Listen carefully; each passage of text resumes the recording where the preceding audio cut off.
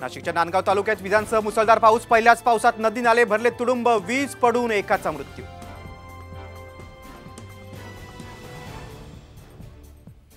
संगमनेर तालुक्यासह परिसरात पावसाची जोरदार हजेरी। काही नागरिकांच्या घरात घुसलं पाणी। मात्र पावसाच्या प्रतीक्षेत असणाऱ्या बळीराजाला दिलासा।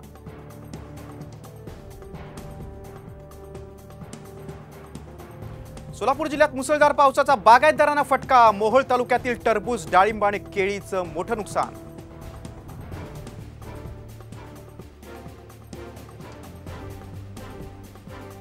नाशिकला पाणी पुरवठा करणाऱ्या गंगापूर धरणात अवघा 18% पाणीसाठा। पावसानं हजेरीनं लावल्यास पाणी कपातीचं संकट।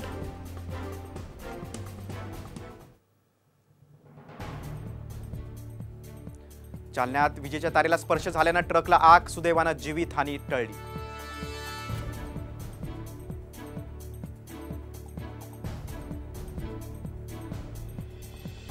काँग्रेसच्या शिष्टमंडळाने घेतली राज्यपालांची भेट। राज्यातील दुष्काळ, पीक पाणी आणि कायदा सुव्यवस्था या मुद्द्यांवर घेतली भेट।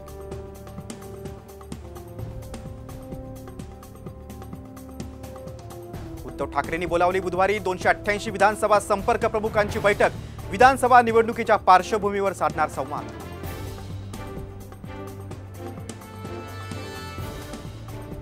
नवनिर्वाचित खासदार शोभा बच्चाव आणि बळवंत वानखेडेंनी घेतली मातोश्री उद्धव ठाकरेंची भेट। माजी मंत्री यशोमती ठाकूर आणि काँग्रेसचे पदाधिकारी सुद्धा उपस्थित।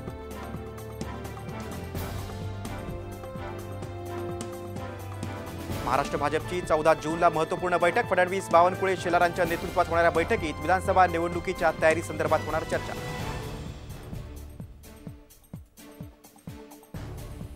चंद्राबाबू नायडू यांच्या शपथविधीचं मुख्यमंत्री एकनाथ शिंदेंना निमंत्रण। उद्या आंध्र प्रदेशच्या मुख्यमंत्री पदासाठी चंद्राबाबू घेणार शपथ।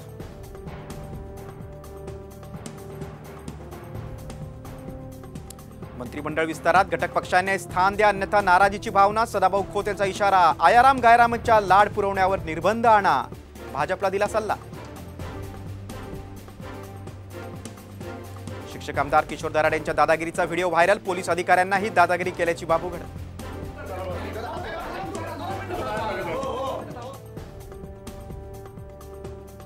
लालबागच्या राजाचं श्री गणेश मुहूर्त पूजन संपन्न। मंडळाचे अध्यक्ष बाळासाहेब कांबळे आणि मूर्तिकार रत्नाकर कांबळे यांच्या हस्ते पूजन।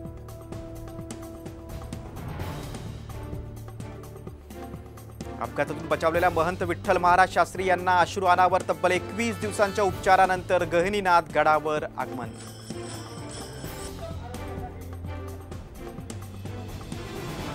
रत्नागिरीतील कौशल्य विकास केंद्राकडून घेण्यात आलेल्या परीक्षेला बसले होते 50 डमी विद्यार्थी। कौशल्य विकास केंद्राचा बोगस कारभार उघड।